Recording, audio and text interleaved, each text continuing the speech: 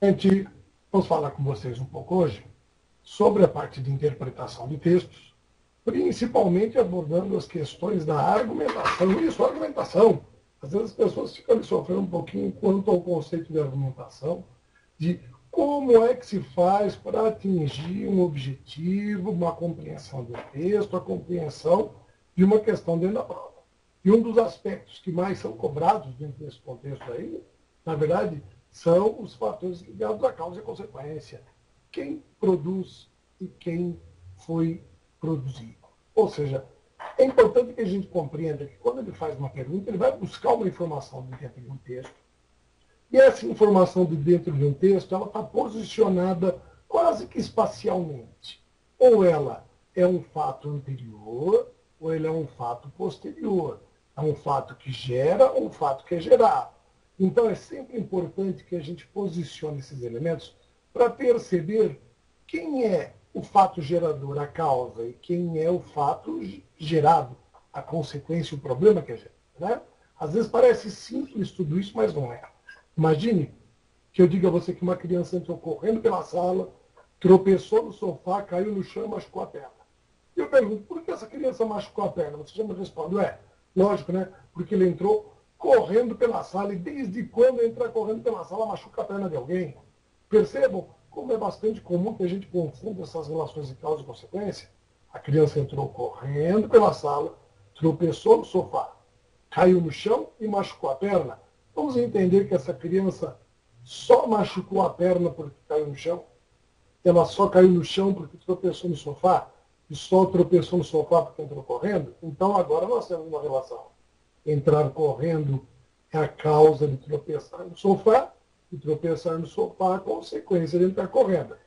Porém, tropeçar no sofá é a causa de cair no chão.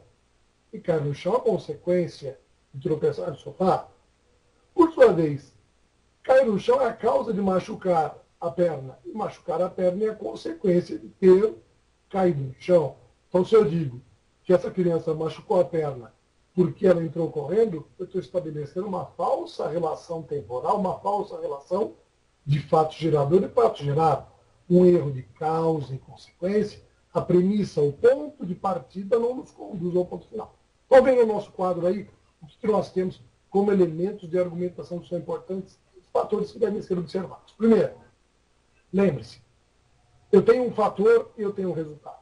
Esse fator que nós chamamos de A, aí, ele é sempre o gerador. E o resultado é o fato gerado, o problema gerado. Consequentemente, nós vamos poder compreender o fato gerador como a causa, ou a premissa, o ponto que aconteceu antes. E a consequência vai ser a conclusão, o fato que aconteceu depois. Uma das formas de a gente perceber isso com bastante facilidade é a relação dos tempos verbais. Primeiro um fato acontece para que depois outro ocorra.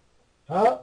Então, primeiro ele cai no chão, depois ele machuca a perna.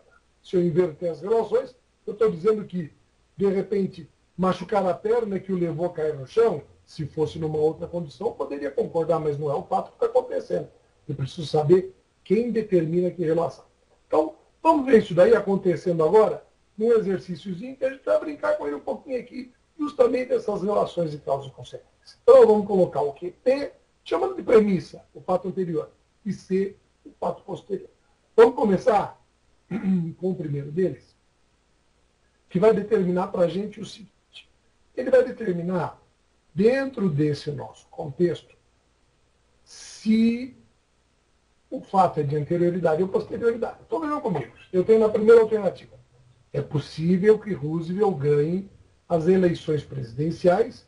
Roosevelt tem muitos eleitores no interior do país. Então vamos ver. Isso daqui é bem simples. Qual é a primeira relação que eu tenho?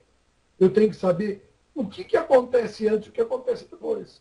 Então, por exemplo, primeiro ele vai ganhar as eleições ou primeiro ele tem que ter muitos eleitores? Não, ele tem que ter muitos eleitores. Então, esse fato não é o fato que acontece anterior, não é o fato anterior. Então, vejam só. Por ser o fato anterior, olha, ele tem muitos eleitores. Tá? Vamos colocar isso aqui também em vermelho. E lá em cima, é possível que ganhe. Então veja que nós temos dois elementos diferentes. É possível, depois, ele tem é presente. Perceba que o futuro só vai acontecer depois do presente. Então o que eu posso fazer? Nessa relação simples eu determino que quem vem antes é a minha premissa. Então vem aqui e coloco, né, o meu P de premissa. Olha só que bacana. E logo em seguida eu tenho o meu C, que é o quê? A nossa conclusão. Então eu sei que primeiro ele tem que ter muitos eleitores para depois ser possível. Fácil, né? Tolinho, sim, você sempre tem que começar bem bonzinho. Vamos ver a segunda condição. Os exames finais devem ser extintos. Os exames finais dão muito trabalho. Concorda que eles dão muito trabalho hoje, e é por dar muito trabalho hoje que eles devem ser extintos no futuro? Isso significa que dar muito trabalho vem antes de ser extinto. Então eu tenho aqui novamente o quê? A minha relação.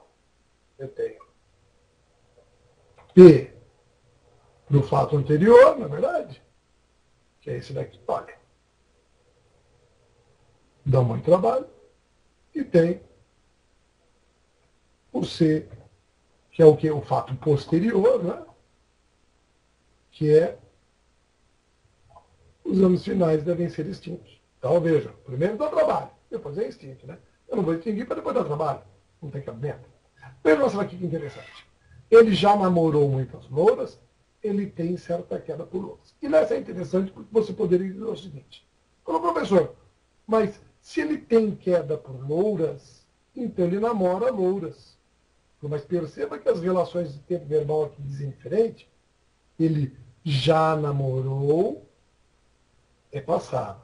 Ele tem, é presente. Isso significa que não é ter queda por loura que o leva a namorar louras, mas sim, por ele já ter namorado louras, é que a gente tem certeza que ele tem queda por loura. Então a relação aqui de premissa é diferente. E eu tenho que avaliar pelo fato anterior.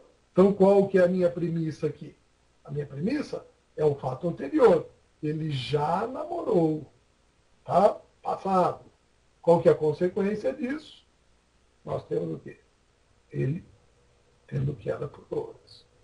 Inverteu. Então perceba que você fala assim, mas só que ele ter queda não pode levá-lo também a namorar louras? Pode, mas não é determinante. O fato determinante é aquele que dá mais certeza. Se ele já namorou, é porque ele gosta. Agora, gostar significa que namora? Eu gosto de dinheiro, isso significa que eu tenho.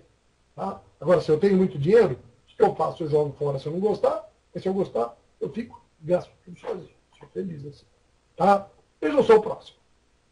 Nós temos, então, é muito difícil aprender a escrita japonesa, olha só. É difícil, tá? E depois, a escrita, o alfabeto japonês tem mais de 3.000 símbolos. Então, fala assim, é difícil e tem. Eu tenho duas relações ali presentes. Falou, poxa, mas mesmo sendo relações presentes, quais delas será que acontecem com maior intensidade num valor anterior? Primeiro, será que é difícil e depois é que eu vou ter os 3.000 símbolos? Não. É por ter 3.000 símbolos que ele é difícil. Então, primeiro nascem os 3.000 símbolos. Então, aqui eu tenho o quê? A minha premissa. Tá?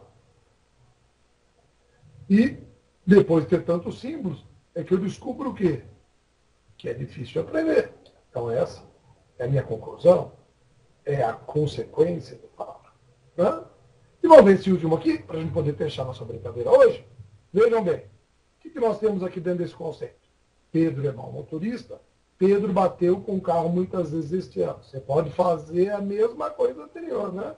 Você vai dizer, não, professor, como Pedro é mau motorista, é por isso que ele bate o carro. Fala, mas vamos entender que o Pedro primeiro bateu o carro? Bateu, passado, é, presente. Então a minha relação é diferente. Não é porque Pedro é mau motorista que ele obrigatoriamente bate o carro. Agora, se Pedro bate o carro o tempo todo, é porque é mau motorista. É navalha. Então, aqui nós temos, mais uma vez, a nossa relação de anterioridade, que é PE, que vai ser quem? Pedro bateu. Primeiro ele bate com o carro. E a consequência disso tudo? Não tem nem o que dizer, né? Ele é mau motorista. Então, qual é o grande segredo que nós temos aqui quanto a essas estruturas? Dentro de qualquer pergunta, lembre-se, qualquer pergunta que ele faça dentro de um texto para você, você tem que localizar os elementos e saber se houve anterioridade ou posterioridade, porque essa é a principal técnica, a forma e o artifício utilizado pelo examinador para poder confundir. Ele inverte as relações temporais. Perceba que muitos dos textos trazem embaixo assim, olha, com adaptação, porque ele inverte a ordem do tempo, a ordem da oração, a ordem da estrutura. Tudo isso é que faz com que esse tipo de trabalho com argumento seja fundamental para que você tenha um bom resultado no trabalho com interpretação de textos. Pessoal, até a nossa próxima dica. Tchau, tchau.